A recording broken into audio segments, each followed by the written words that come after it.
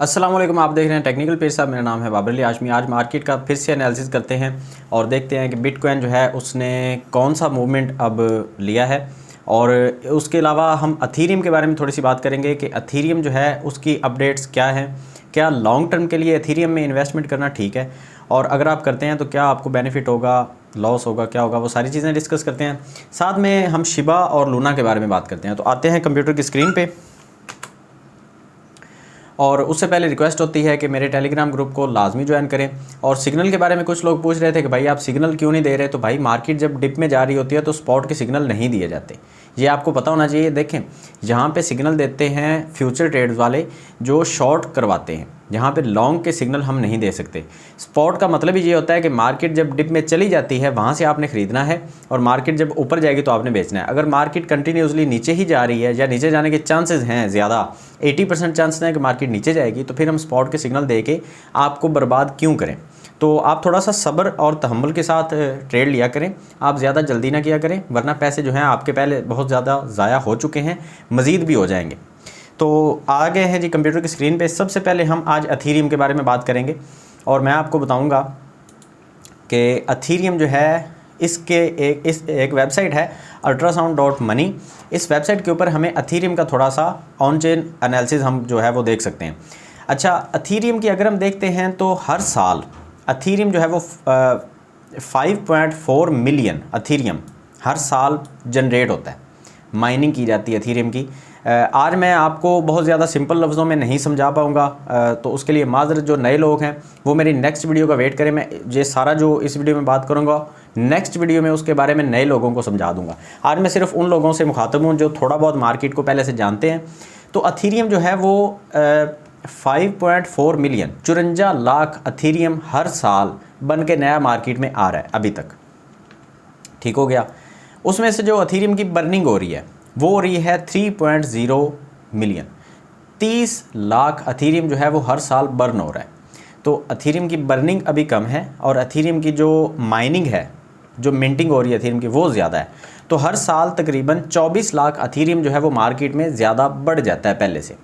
अब होता क्या है कि जब मैंने आपको बताया था कि किसी भी करेंसी के अंदर जब फंड्स के साथ साथ उसकी सप्लाई भी बढ़ती है तो उसका रेट जो है वो बढ़ नहीं पाता, उसका रेट वहीं पे स्टक हो जाता है या फिर कम हो जाता है। अब अथीरियम के साथ सेम यही सिनेरियो चल रहा है कि अथीरियम का अगर हम रेट की बात करते हैं तो अथीरियम ने अपना ऑल टाइम हाई जो बनाया था वो तकरीबन 4,800 4,900 के करीब इसने अपना ऑल टाइम हाई बनाया था, और उसके बाद कंटिन्यूसली अथीरियम जो है वो हमें नीचे देखने को ही मिल रहा है। थोड़ा सा ऊपर गया था बीच में, तकरीबन 3,500 4,000 के करीब गया था, लेकिन उसके बाद अथीरियम हमें नीचे देखने को मिल रहा है। एक तो उसकी बहुत बड़ी वजह ये भी है कि मार्केट सारी डिप में है, लेकिन दूसरी उसकी जो वजह है वो ये भी है कि मार्केट के अंदर जो जितने भी कॉइन्स हैं, किसी भी कॉइन के अंदर जब सप्लाई बढ़ रही होती है, हर साल या हर महीने सप्लाई उसकी बढ़ती जा रही है, तो उसके अंदर जो पैसे आ रहे हैं हमें उनका बेनिफिट नहीं होगा। अगर मिसाल के तौर पे आपके पास एक अथीरियम पड़ा है और कल को आपके वो एक अथीरियम के ऊपर जो आपने खर्चा किया है, अगर उस खर्चे में से बाकी लोगों को पैसे दे दिए जाएंगे तो आपके अथीरियम की वैल्यू कम हो जाएगी। अगर मज़ीद उसमें पैसा आ रहा है तो ठीक है, अगर पैसा वहीं रुक गया और सप्लाई बढ़ गई तो रेट तो कम हो जाएगा। तो यही सिनेरियो जो है वो अथीरियम के साथ चल रहा है कि जब तक अथीरियम की ये माइनिंग बंद नहीं होगी, ये जो हमें दिखाई जा रही है 5.4 मिलियन, ये जब तक बंद नहीं होगी तब तक मज़ा नहीं आएगा। अथीरियम जो है इसकी प्राइस जो है वो 15,000 10,000 डॉलर को टच नहीं करेगी। ठीक हो गया। अब हम देख लेते हैं कि अगर हम इसको मर्ज कर देते हैं 2.0 के साथ अथीरियम को, तो ये बटन जैसे ही हम ऑन करेंगे तो आपने देखना है, ये कमाल चेक करें।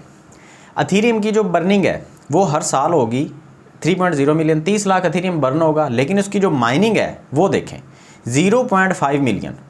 ये नहीं कि सिर्फ और सिर्फ 5 लाख अथीरियम मार्केट में हर साल नए आएंगे और 30 लाख बर्न होंगे, तो अथीरियम की जो सप्लाई है वो बर्न होना स्टार्ट होगी, तो अथीरियम की प्राइस जो है वो बढ़ने के बहुत सारे चांसेस हैं।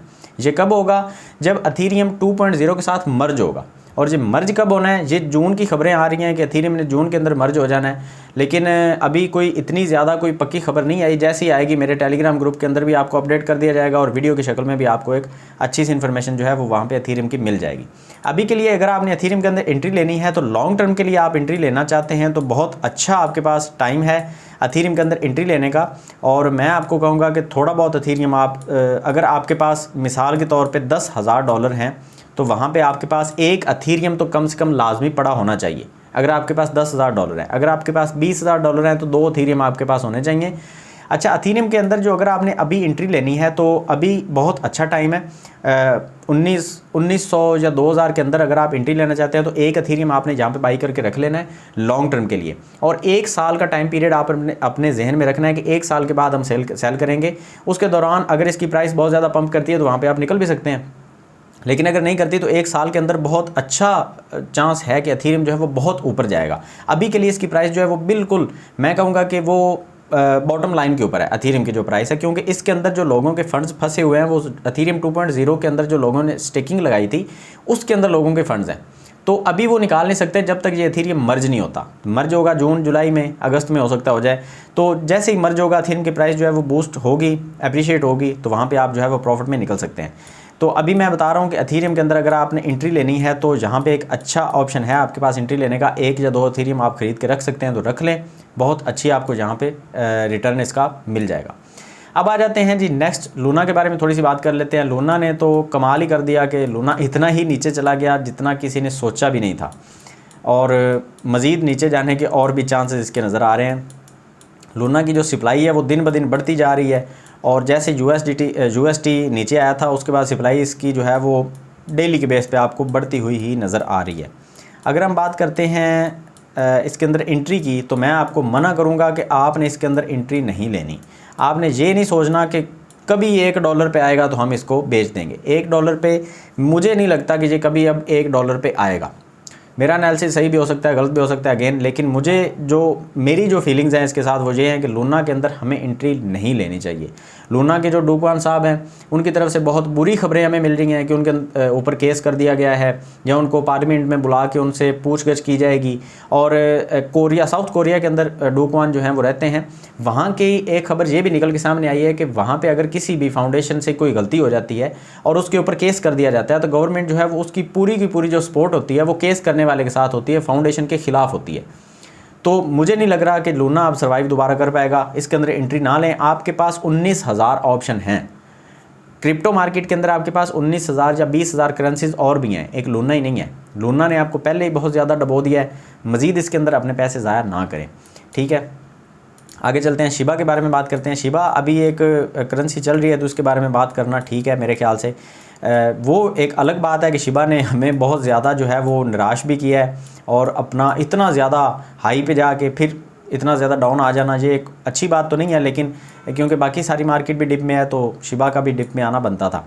अब अगर बात करते हैं तो एक ये ट्रेंड लाइन मैंने ड्रॉ की है, ये इतनी ज़्यादा वैलिड मुझे खुद नहीं लग रही, लेकिन इसके अलावा कोई और ऑप्शन भी नहीं था। ट्रेंड लाइन जहाँ पे ड्रॉ करनी बनती नहीं थी, मैं अगर आपको सही बताऊँ तो ये ट्रेंड लाइन मुझे कोई मतलब 20-25% मुझे इस पर यकीन है, अदरवाइज़ इसके ऊपर यकीन नहीं है कि इसको टच करके मार्केट दोबारा से ऊपर जाएगी। 20-25% यकीन है, अदरवाइज़ मुझे ये लगता है कि मार्केट मज़ीद अगर नीचे आई तो शिबा भी मज़ीद हमें नीचे देखने को मिलेगा, और शिबा का जो नेक्स्ट टारगेट होगा वो होगा 0.5061, ठीक है, 5061 इसका जो नेक्स्ट जो टारगेट होगा वो ये होगा। अच्छा, इसके बाद अगर बात करते हैं तो शिबा की मतलब कि दोबारा ऊपर जाने की, तो ऊपर शिबा एकदम से नहीं जाएगा, क्योंकि इसके अंदर लोगों के फंड्स जो पहले बहुत ज़्यादा फंस चुके हैं, इन्वेस्टर जो शिबा के थे वो ऑलरेडी इसके अंदर हैं, इससे सारे बाहर आउट नहीं हुए शिबा के अंदर से, तो इसके अचानक से ऊपर जाने के चांसेस नहीं है। आहिस्ता आहिस्ता से सर्वाइव करता हुआ अगर मार्केट के साथ साथ चलता हुआ थोड़ा बहुत ऊपर चला जाता है तो वो कोई नई बात नहीं है। आगे आ जाते हैं जी, BTC के बारे में थोड़ी सी बात कर लेते हैं, और उसके बाद एक दो चीज़ें और डिस्कस करके मार्केट एनालिसिस को ख़त्म करते हैं। अगर हम 1 आवर के टाइम फ्रेम के ऊपर बात करते हैं BTC की, तो मैंने कल एक ये सिमेट्रिकल ट्रायंगल ड्रा किया था, और मैंने आपको बताया था कि अगर ये नीचे वाली लाइन को तोड़ गया तो दोबारा से इस लाइन को टेस्ट करने के बाद मज़ीद मार्केट नीचे गिरने के चांसेस हैं, और अगर मज़ीद नीचे गिरी तो ये तकरीबन 2600 या 2700 के अराउंड हमें देखने को मार्केट मिलेगी। अब ये बिल्कुल वही हुआ कि मार्केट नीचे आई, लेकिन दोबारा से इस लाइन को टेस्ट करके हो सकता है कि मार्केट यहाँ से नीचे गिरे, और ये भी हो सकता है कि मार्केट यहाँ से कंसोलिडेशन में आ जाए। अगर कंसोलिडेट हुई मार्केट तो वो कैसे होगी, वो इस जोन के अंदर होगी, इस जोन के अंदर, ठीक है। तो आपने ये नज़र रखनी है, अगर BTC के अंदर आपने ट्रेड लेनी है तो अगर इस जोन को तोड़ के, सॉरी मैं इसको थोड़ा सा ज़्यादा बस यहाँ पे, अगर इस जोन को तोड़ के BTC बाहर आता है, जिसकी नीचे वाली जो बॉटम लाइन है इस जोन की वो बनती है तकरीबन 28,600 या 28,700। अगर 28,700 की लाइन को तोड़ के BTC मज़ीद नीचे आया तो फिर इसका जो नेक्स्ट जो इसकी सपोर्ट बनती है वो तकरीबन 26 या 27,000 की सपोर्ट बनती है। तो आपने ये नज़र रखनी है कि मार्केट जो है वो अभी कोई स्टेबल मार्केट नहीं है। इसीलिए मैं टेलीग्राम के ऊपर सिग्नल नहीं दे रहा कि मुझे कोई यकीन नहीं है कि मार्केट यहाँ से बहुत ज़्यादा ऊपर चली जाएगी। और अगर आप BTC का वॉल्यूम देखते हैं तो ना के बराबर है बिल्कुल। BTC के अंदर लोग जो हैं वो इतने ज़्यादा जैसे ऐसे लग रहा है जैसे लोग इंटरेस्टेड ही नहीं है, हालांकि ऐसा होता नहीं है। BTC के अंदर भी लोग बहुत ज़्यादा इंटरेस्टेड हैं, लेकिन मैं वॉल्यूम की बात करूँ कि वॉल्यूम है ही नहीं, बिल्कुल ना होने के बराबर है। थोड़ी बहुत ट्रेड्स लगती हैं, उसके बाद वो ट्रेड जो हैं वो हमें दिखाई नहीं देती कि वो कहाँ चली गई। हालांकि जैसे कि बात करते हैं BTC के होल्डर्स बहुत सारे हैं, इसकी ट्रेड तो 24 घंटे इतनी ज़्यादा स्पीड से चल रही थी, तो वॉल्यूम कहाँ पे गया। अभी लोग जो हैं वो बहुत सारे मार्केट से आउट हो चुके हैं। छोटे मोटे जो इन्वेस्टर बार बार ट्रेड ले रहे थे, जो शॉर्ट टर्म के लिए इंट्राडे के लिए जो आ रहे थे मार्केट से, वो निकल चुके हैं, क्योंकि मार्केट अभी सिर्फ और सिर्फ डिप में जा रही थी। तो छोटे मोटे ट्रेडर्स जहाँ से सारे के सारे निकल चुके हैं।